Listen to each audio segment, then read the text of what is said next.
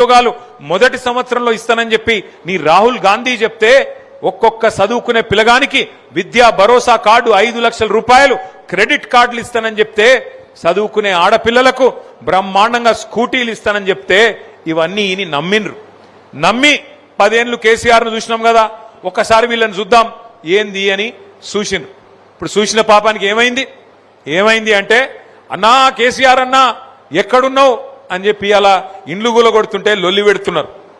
అందుకే కేసీఆర్ గారు మొన్న చెప్పిండు, కత్తేమో వానికి ఇస్త్రీ, యుద్ధమేమో నన్ను చేయమని పడితిరి, యాడికెళ్ళి చేయాలి నేను అని కేసీఆర్ గారు ఇవాళ చెప్తా ఉన్నారు. అందుకే ఆలోచించుకొని ఓటేయాలి.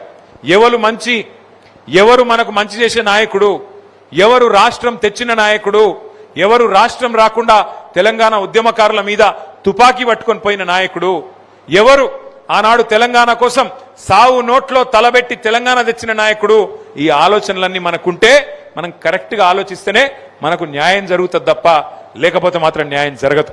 ఇవాళ ఈ రాష్ట్రంలో ప్రజలు, రైతులు ముఖ్యంగా తీరని కోపంలో తీరని దుఃఖంలో ఉన్నారు. రుణమాఫీ గాలే, రైతు బంధు వడది, కరెంటు కేసీఆర్ ఉన్నప్పుడు మంచిగా వస్తుండే, కరెంటు కూడా దిక్కు లేదు, బోనస్ రాదు, టైంకు పంటలు కొనరు, ఆగమాగమైపోయింది ఈ రాష్ట్రంలోని రైతాంగం పరిస్థితి.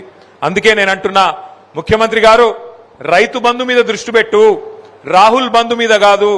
నీ సీటు మంచిగానే ఉంటది, ఏం కాదు. ఎందుకంటే మీ పార్టీలో ఏం లేదు ఆడ విషయం అందరికెరికే. నీలాగా దోపిడీ చేయగలిగే శక్తి, నీలాగా ఢిల్లీకి కప్పం కట్టగలిగే శక్తి ఇంకో కాంగ్రెస్ నాయకునికి లేదు. సంవత్సరానికి 1000 కోట్లు ఇచ్చే శక్తి నీకు మాత్రమే ఉంది. ఆ దోపిడీ చేసే ఆట్టు నీకు మాత్రమే ఉంది. కాబట్టి నీ కుర్చీకొచ్చిన గండమేం లేదు. ఇప్పటికైనా నువ్వు మున్సిపల్ ఎన్నికల్లో మాటిచ్చినావు. మున్సిపల్ ఎన్నికల ప్రచారంలో ముఖ్యమంత్రి చెప్పిండు, మున్సిపల్ ఎలక్షన్ అయిపోగానే తెల్లారో మర్నాడో 9,000 కోట్ల రైతు బంధు వేస్తా అని చెప్పిండు. ఎప్పుడు? ఫిబ్రవరి 10వ తారీఖో ఫిబ్రవరి 9వ తారీఖో చెప్పిండు. ఇప్పుడు ఎలక్షన్ అయిపోయి నెల అయినా కూడా ఇప్పటి వరకు ఆ 9,000 కోట్ల రైతు బంధు పత్తా లేదు.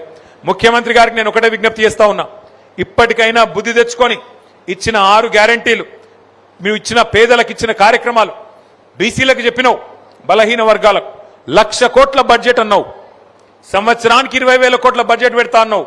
మరి 3వ బడ్జెట్ నీ ప్రభుత్వం పెట్టబోతా ఉంది. రాష్ట్రంలోని బీసీలందరూ చూస్తున్నారు, పెడతావా లేదా? పోయిన 2 సార్లు ఎగ్గొట్టినావు. సంవత్సరానికి 20,000 కోట్లని 2 బడ్జెట్లు కలిపి కూడా ఇప్పటి వరకు 20,000 కోట్ల బడ్జెట్ పెట్టలేదు ముఖ్యమంత్రి రేవంత్ రెడ్డి. మరి ఇప్పుడు ఈ బడ్జెట్ లోనన్నా 16 తారీఖు నుండి ప్రారంభమయ్యే బడ్జెట్ లోనన్నా ఖచ్చితంగా బీసీలకు 20,000 కోట్లు పెడతావా లేదా అని చెప్పి రాష్ట్రంలోని ప్రతి బీసీ బిడ్డ నిదిక్కే చూస్తున్నాడు. దళితులకు ఆనాడు కేసీఆర్ గారు ఉన్నప్పుడు దళిత బంధు అనే పథకం తీసుకొస్తే ఆ రోజు ఇదే రేవంత్ రెడ్డి గారు, ఇదే కాంగ్రెస్ పార్టీ ఏమన్నది, కేసీఆర్ ఇచ్చే 10 లక్షలు ఏ పాటిది, మేము 12 లక్షలు ఇస్తాం, ఆయన దళిత బంధు ఇస్తే మేము అంబేద్కర్ అభయహస్తం ఇస్తాం అని డైలాగులు కొట్టిండ్రు. ఒక్క మనిషి కన్నా ఈ రాష్ట్రంలో 12 పైసలు పడ్డాయా? 12 రూపాయలు వచ్చినాయా కాంగ్రెస్ వచ్చినాక? అందుకే ఇవాళ ఈ రాష్ట్రంలోని దళిత గిరిజన బిడ్డలు, నువ్వు ఎప్పుడు స్టార్ట్ చేస్తావు అంబేద్కర్ అభయహస్తం, నువ్వు ఎప్పుడు ఇస్తావు 12 లక్షలు అని చెప్పి రాష్ట్రంలోని మొత్తం దళిత బిడ్డలు చూస్తా ఉన్నారు. మా మహిళా తల్లులు చూస్తున్నారు.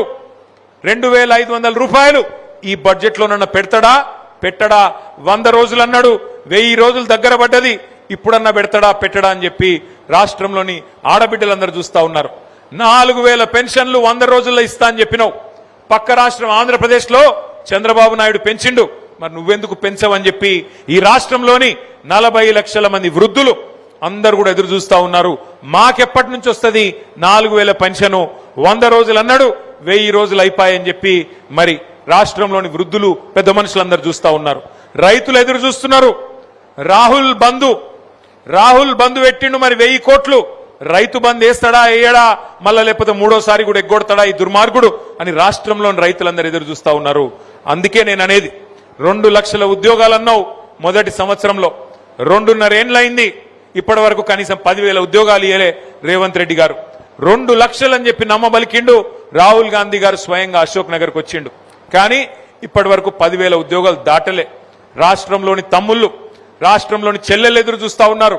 ఎప్పుడొస్తాయి నువ్వు చెప్పిన 2 లక్షల ఉద్యోగాలు, ఎక్కడ పోయింది నువ్వు చెప్పిన జాబ్ క్యాలెండరు అని చెప్పి రాష్ట్రంలోని తమ్ముళ్ళు చెల్లెళ్ళు వాళ్ళు కూడా ఎదురు చూస్తా ఉన్నారు. దయచేసి నేను ప్రభుత్వాన్ని కోరుతా ఉన్నా. ఇప్పుడు ఏ ఎన్నికలు లేవు, ఇప్పట్లో ఏ ఎన్నికలు లేవు కాబట్టి ఆలోచించి